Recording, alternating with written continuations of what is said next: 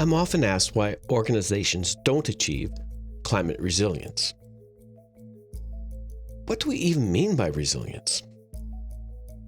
Basically, it's how do I want my system to respond to a climate stress? When something bad happens, how do I want my system to operate? How would I even measure success?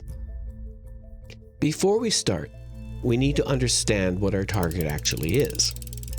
We build our personal definition of climate resilience and pick the criteria we use to measure it. When stress hits our system, will our system still satisfy these criteria? If not, how far short will it fall? We may have to take action to make things right. Along the path to resilience, we can sometimes encounter barriers that handicap our progress. Over the next few videos, I will outline common barriers to successful resilience. I will consider analysis paralysis. This is the belief that we need to find the one and only perfect risk assessment tool. And this can lead to jumping around between tools and overanalysis, all at the expense of actually getting on with the job. Complacency paralysis. After an assessment, we decide that we're done and don't need to do anything more. We have a report, so there's little follow-up and resilience work stalls. Duplication paralysis. Each team does its own thing with little discussion. This leads to missed opportunities, increased overall costs, and reduces the synergies that we get from multidisciplinary work. This is one of the major reasons resilience programs can collapse in otherwise well-intentioned organizations. Inertial paralysis. When something breaks because of a climate event, we simply replace it with the same stuff.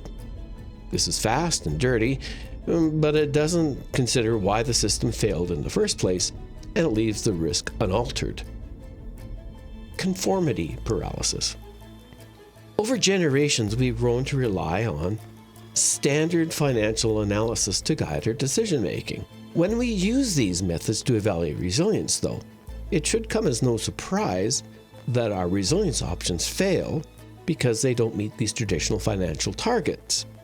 Often the factors we need to consider are not monetized because we've never had to monetize them before. So we rely on comfortable old methods and choose options that satisfy those old methods.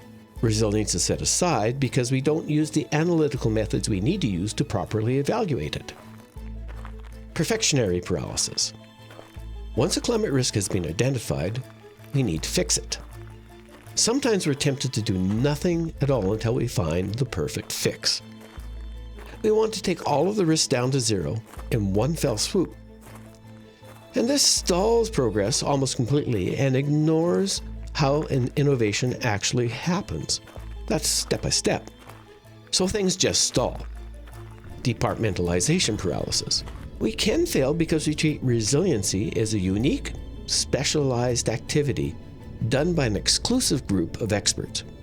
The work is not integrated into other day-to-day activities, and it's not considered central to business. And these programs dwindle and die with staff turnover and changes in priority. The work is so special, it never gets done. In upcoming videos, I will address each of these barriers in more depth. I hope you can join me on this journey. Until next time.